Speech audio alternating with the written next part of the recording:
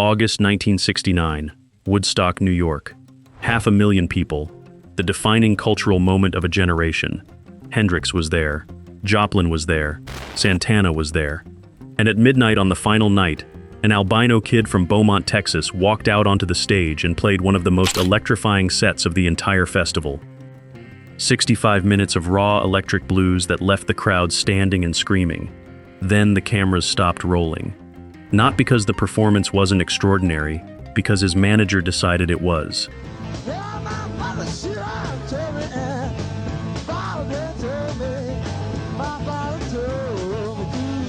Steve Paul declined to allow Johnny Winter's Woodstock performance in the film, or on the soundtrack album.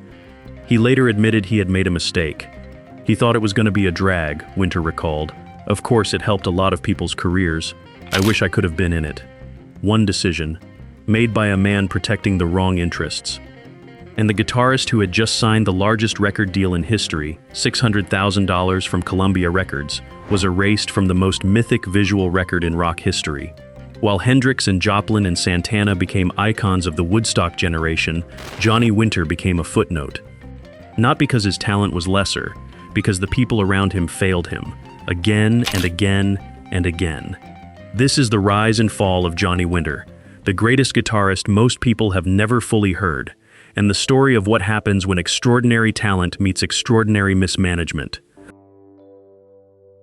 Beaumont, Texas, 1944. John Dawson Winter III was born different from the day he arrived. Albinism, white hair, pink eyes, extreme nearsightedness.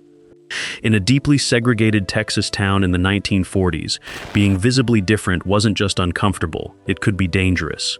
Johnny Winter was an outsider before he ever picked up an instrument.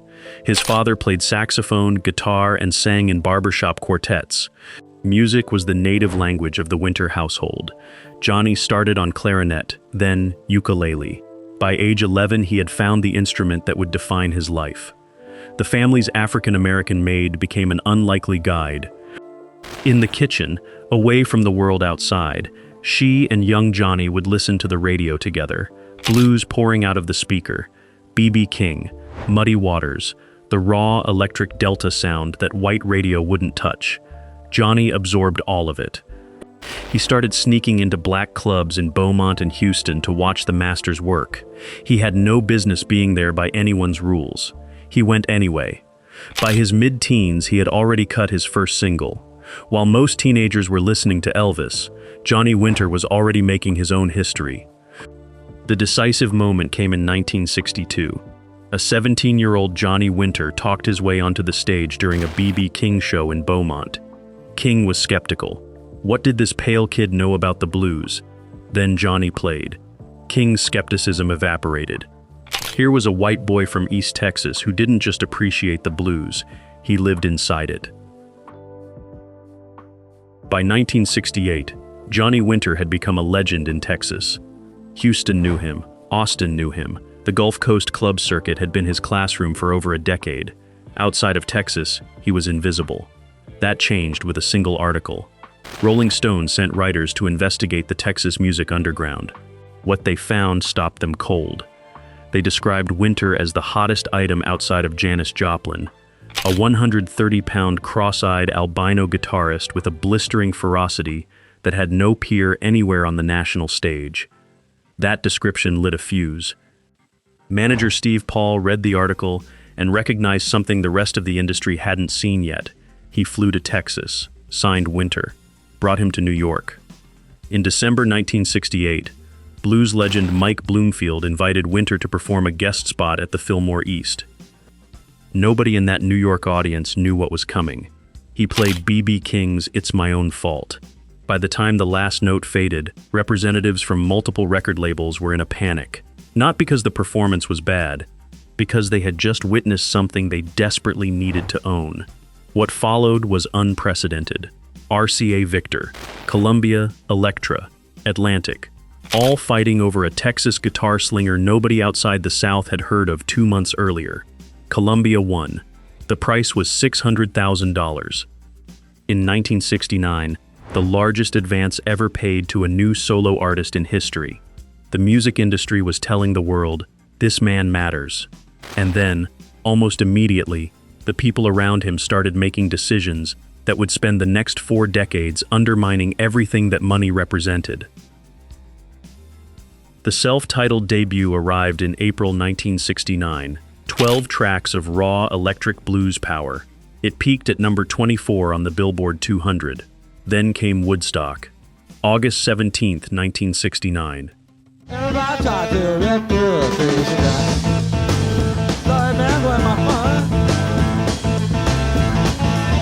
After midnight, 500,000 people. Johnny Winter played for over an hour.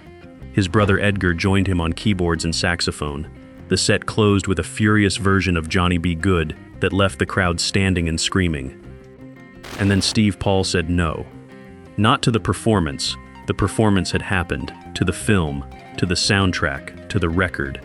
Contractual disagreements, arguments about money, decisions made in the wrong direction at the wrong moment. While the Woodstock film made icons of the artists who appeared in it, Johnny Winter's footage sat in a vault. It didn't surface until the 25th anniversary release in 1994. By then, the cultural moment had passed. The mythology had already been written, without him. Later that same year, Second Winter was released. A 3-sided LP, 11 tracks. The 4th side left deliberately blank, because Winter refused to fill it with filler just to satisfy format expectations. That was the kind of artist he was. Uncompromising, principled, committed to the music above everything.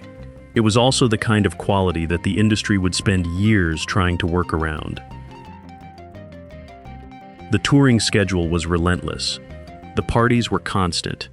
In the ecosystem of the early 1970s rock world, where heroin wasn't just available but practically ambient, Johnny Winter started using. What began as recreation became dependency. What became dependency nearly became a death sentence. By 1971, the people closest to him were dying. Jimi Hendrix, Janis Joplin, 2 of the brightest lights of the era, both gone before 30. The losses were a mirror he couldn't look away from. In 1971, Johnny Winter checked himself into River Oaks Hospital in New Orleans to kick his heroin habit cold turkey. There was no celebrity rehabilitation system in 1971.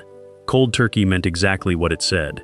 3 months of physical horror, followed by another 3 months of psychological torment. He later described it simply as horrible. He came out the other side, barely, but he came out. In 1973, he released Still Alive and Well, a deliberate, defiant message to everyone who had already written his obituary.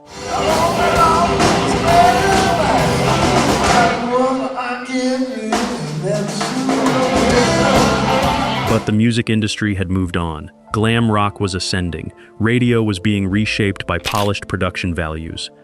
The raw, uncompromising blues that had made Johnny Winter a $600,000 investment was now commercially inconvenient. What came next would define the rest of his life in ways nobody anticipated. His idol, Muddy Waters, the man whose records had come out of that kitchen radio in Beaumont, was in serious trouble. Waters had been steered into experimental projects that diluted his authentic power. He was off his label, creatively adrift. One of the greatest blues artists who ever lived was being ignored by the industry he had helped build. Winter stepped in. He brought Waters to a new label, assumed the role of producer with a radical vision. Strip everything back. No commercial experiments. No attempts to modernize. Return Waters to the raw, visceral sound of his early recordings. In 1977, they released Hard Again, recorded live in the studio, everyone playing simultaneously. All you can do is fall.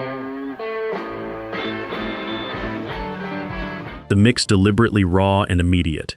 Hard Again won the Grammy Award for Best Ethnic or Traditional Blues Recording. It was widely regarded as one of the greatest blues albums ever made. Winter followed with 2 more Grammy-winning albums for Waters, I'm Ready in 1978, and Muddy Mississippi Waters Live in 1979. 3 Grammys for Muddy Waters, with Winter as producer and guitarist on each. For Winter, those sessions were therapy, redemption, love, expressed through the only language he had ever fully trusted. On some of the tracks, you can actually hear Winter in the background, erupting in audible screaming, pure excitement, pure joy at the privilege of being in that room with his hero. By the late 1990s, Winter had fallen under the influence of a manager named Teddy Slattis. Slattis was dealing with his own substance abuse problems and continued pushing Winter onto the road when he was physically incapable of performing at the level he had once set for himself. Winter was being prescribed 5 Klonopin a day. Concert reviews from 2001 read like dispatches from a medical emergency.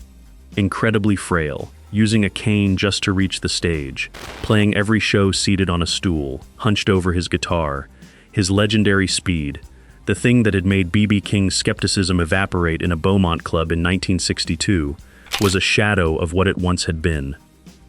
Then, in 1999, a young guitarist named Paul Nelson entered Johnny Winter's life.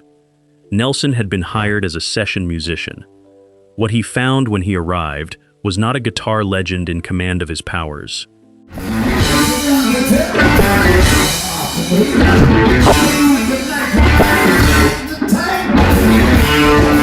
It was a man being quietly destroyed by the people who were supposed to be protecting him.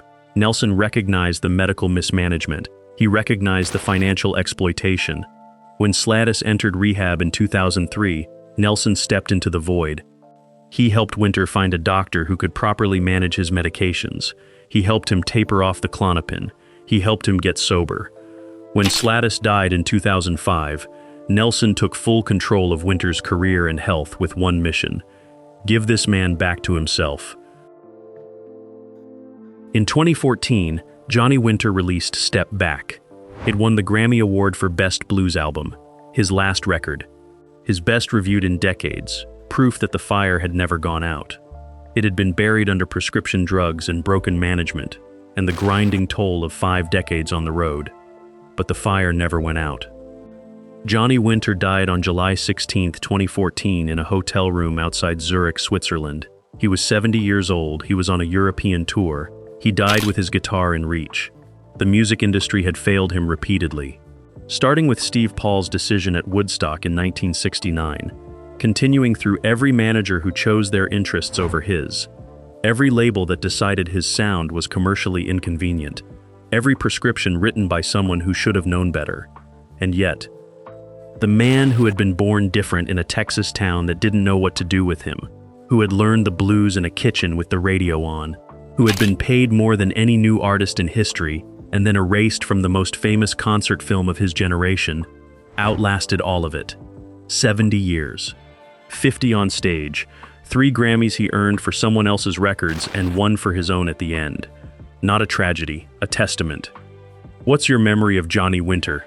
Drop it in the comments below.